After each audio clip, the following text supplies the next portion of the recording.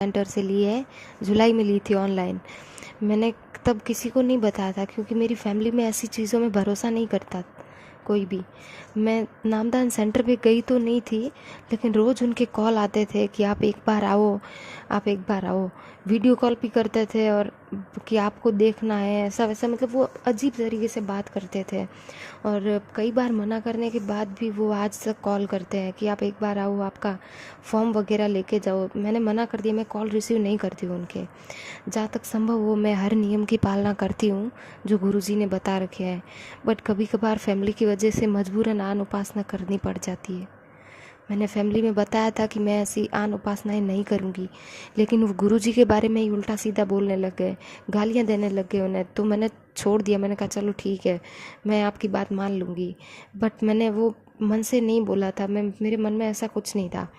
मेरे घर में एक फ़ोटो लाई थी मैं गुरुजी की, लेकिन वो फ़ोटो मेरी सासू माँ ने वो फ़ोटो छुपा दी कहीं पे।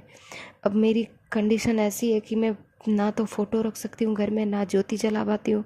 ज्योति मैंने जलाई भी नहीं थी बिल्कुल भी नामदान लेने के बाद।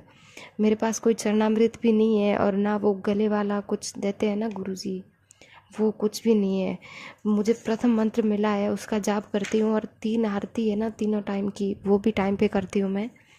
और गुरुजी के काफ़ी सत्संग सुने हैं मैंने, उनमें ये भी बताया कि मृत्युभोज वगैरह ऐसा नहीं खाना चाहिए हमें। लेकिन मेरे घर में ही मेरे परदादी सास की डेथ हो गई थी, तो जस्ट अभी हुई है, 10-15 दिन हो गए। तो उनके पीछे मृत्युभोज रखा था मेरी फैमिली ने, वो भोजन भी मैंने खा लिया। तो घर में रहती हूँ तो खाना पड़ता है। और मेरे पापा मेरे लिए कुछ पैसे वगैरह लाए थे, वो मृत्युभोज रखा था ना 12 दिन के बाद, उस दिन वो भी मैंने ले लिए। 51,000 रुपये दिए थे मेरे पापा ने, और मेरे हस्बैंड को एक सोने की रिंग भी दी थी, वो भी हमने ले ली।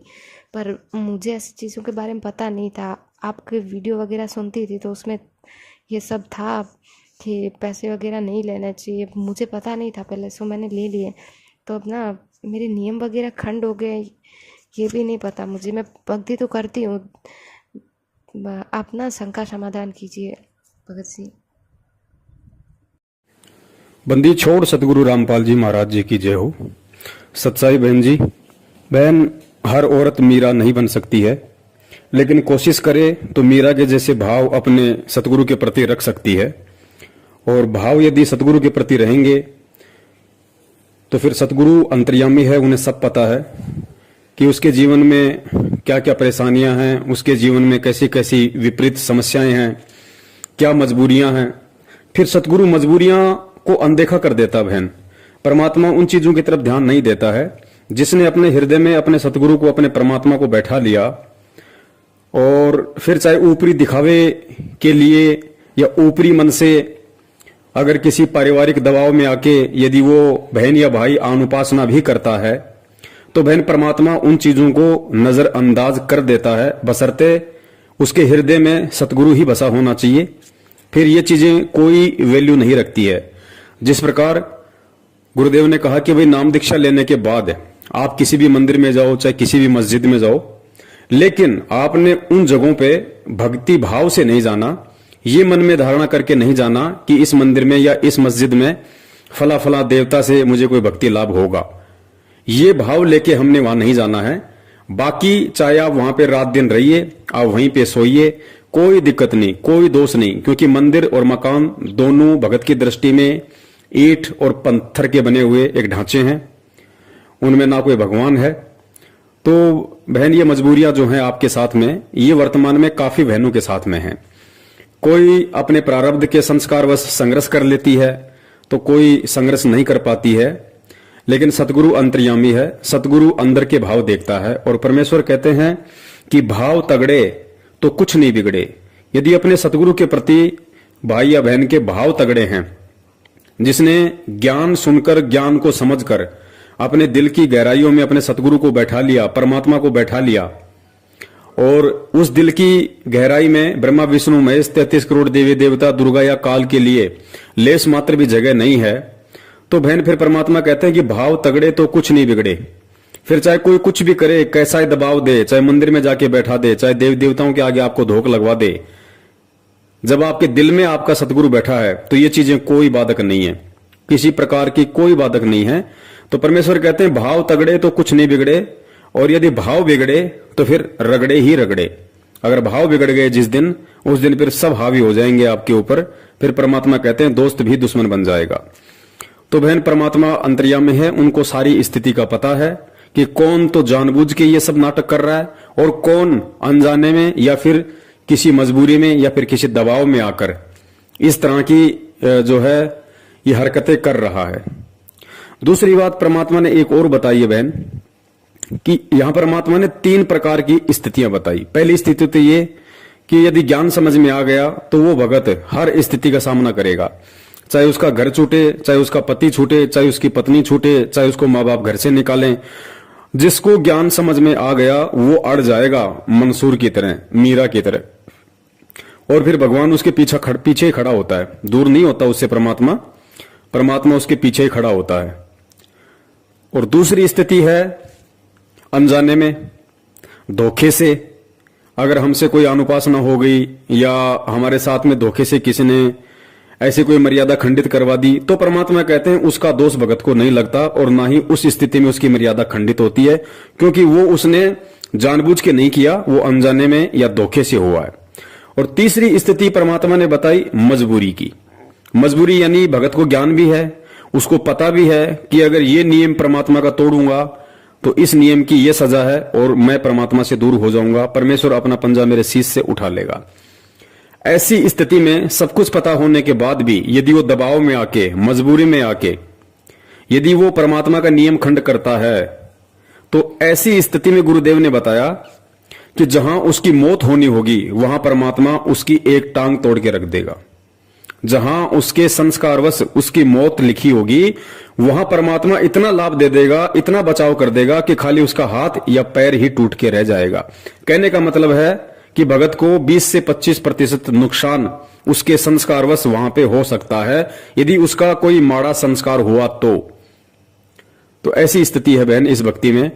तो पुण्यात्मा, हमारे को अभी तक तत्व ज्ञान नहीं मिला था, और जिस कारण से हमने यही सोच लिया था भी ये दुख सुख तो आते ही रहेंगे और ऐसे ही डमडमा चलेगा। नहीं, परमात्मा के चरणों में आने के बाद आपके ऊपर कोई आपत्ति नहीं आवेगी, आपके घर में हानि नहीं होगी। आपत्ति आवेगी तो को पहाड़ टूटना हो, सूली की सजा कांटे में टल जाएगी, जान जानी हो टांग टूट कर बच जाएगी। तो इस तरह की आपकी वो भी हमारी कुछ कमियां रह जाती हैं, जिस कारण से हम थोड़ा बहुत कष्ट इसलिए भी उठाना पड़ जाता है क्योंकि हम थोड़े हैं। एक घर में एक भाई ने या बहन ने, बेटी ने, बेटे ने नाम ले लिया, बाकी पूरा परिवार विरोधी है उसका, तो उसके नियमों को चलने नहीं देता। इस कारण से वो कोई ना कोई लोक लाज में, दबाव में छोटी मोटी मर्यादा भंग हो जाती है, जिस कारण से आने वाले संस्कार, बुरे संस्कार का समय सद गया, वो आना हुआ उधर से नाम टूट गया तो काल का दाव लग जाता है। तो फिर भी इतना बचाव कर जाते हैं परमात्मा। थोड़ी बहुत मजबूरी या अज्ञानता में अनजानपने की तो माफ़ी है, और मजबूरी में जैसे मजबूरी माँ के तोड़ लिया तो जान जानी होगी तो टांग जरूर टूटेगी, और मर्यादा पूरी होगी तो एक आपका छींट भी ना लगने दे भगवान, अगर आप नियम नहीं तोड़ोगे, सत्कर मान लेना। तो आपको परमात्मा के प्रत्येक नियम का पालन करते हुए सत भक्ति करनी चाहिए, और करते रहो, आपका बेड़ा पार हो जाएगा। बोलो सतगुरुदेव। दूसरी बात, ठीक है आप संघर्ष नहीं कर पा रही हैं, लेकिन आपने अपने दिल में अपने सतगुरु को बैठा रखा है, बहुत अच्छी बात है। गुरुदेव ने कहा कि यदि सत्संग भी आप सुनते रहेंगे, परमात्मा के सत्संग भी यदि आप सुनते रहे, तो परमेश्वर कहते हैं कि सत्संग मात्र से 70% लाभ भगत को मिलता है। सत्संग सुनते रहने से ही 70% लाभ परमात्मा भगत को देता है।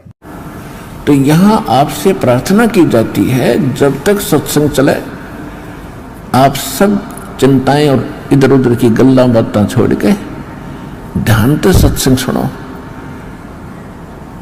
चाहे कोई रोगी है, चाहे कोई संकट है किसी प्रकार का, आप एकाग्रचित्त होकर सत्संग सुनोगे तो राहत मिलेगी, और ये ज्ञान ग्रहण होगा। इस ज्ञान से आपको 70% लाभ तो ज्ञान से मिलेगा। और रही बात बहन जी नियम वगैरह की, तो नियम तो देखो परमात्मा के नियम है, नियमों में परमेश्वर ने किसी भी देश काल परिस्थिति में कोई छूट नहीं दी है, क्योंकि ये ज्ञान समझने के बाद, परमात्मा से ये तत्व ज्ञान लेने के बाद राजाओं ने राज त्याग दिए, ऋषि मुनियों ने शरीर गाल दिए भगवान की प्राप्ति के लिए। तो आज तो बहन जी हमारे पास बहुत सारी सुविधाएं हैं, बहुत सारे हमको कानून ने भी अधिकार दे रखे हैं कि हमारे साथ कोई जबरदस्ती नहीं कर सकता। धर्म निरपेक्ष हमारा देश है, कोई भी किसी को किसी भी धर्म की पूजा पाठ करवाने के लिए बाध्य नहीं कर सकता। और ऐसी स्थिति में भी और सतगुरु से तत्व ज्ञान लेने के बाद भी यदि हम थोड़ा बहुत भी संघर्ष इस भक्ति मार्ग पे नहीं करते हैं या नहीं करने की कोशिश करते हैं, तो फिर बहन समझी तो जाएगी कमजोरी कि उस जीव आत्मा की ये कमजोरी है, और फिर उसी अनुसार देखो उसको परमात्मा लाभ देगा। कहते हैं ना कि तेल हमेशा तिलों में से निकलता है, जितना भगत बोएगा उतना ही काटेगा, क्योंकि ये सूरमाओं की भक्ति है बहन। परमात्मा ने बताया कि यदि समझ में आ गया तो फिर मंसूर बनना पड़ेगा, समाज के आगे, परिवार के आगे, रिश्तेदार के आगे, सामाजिक आर्थिक या किसी भी प्रकार की परिस्थितियों के आगे फिर भगत को सूरमा बनना ही पड़ेगा, भगत को मीरा बनना ही पड़ेगा। नहीं बनता है उसकी अपनी कमजोरी है, और जितना वो करेगा उतना परमेश्वर उसको अवश्य देगा। लेकिन वर्तमान में आप जी लगी हुई हैं सतगुरुदेव जी की भक्ति पे, ये भी अपने आप में एक बहुत बड़ी बात है। तो परमेश्वर अवश्य आपका बचाव करेंगे, इसमें तो कोई दो राय नहीं है। और आप जी भाव बनाए रखिए, श्रद्धा बनाए रखिए, ये भाव और श्रद्धा का ही खेल है। परमेश्वर दया करें उनके आने तक यदि आप इस तरीके से भी भक्ति भाव में लगी रहेंगी, क्योंकि आने वाले समय में तो परमेश्वर दया करेंगे। जो लोग आज खुद आपका विरोध कर रहे हैं उनको भी अपनी गलतियों का एहसास होगा, वो भी परमेश्वर की भक्ति में लगेंगे। लेकिन ये कुछ जो संघर्ष का समय है ये केवल वर्तमान समय का है।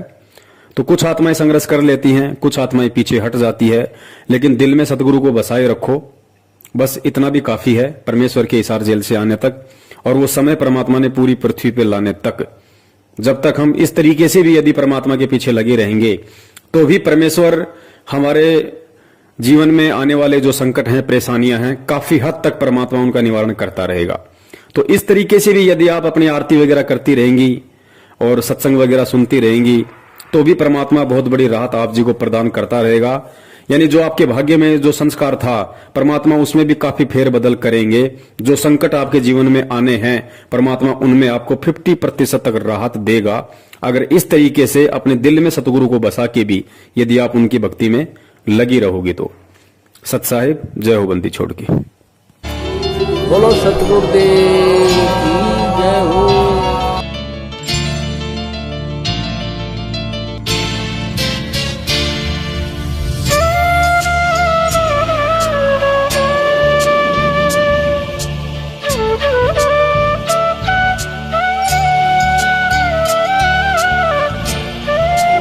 बोलो सतगुरुदेव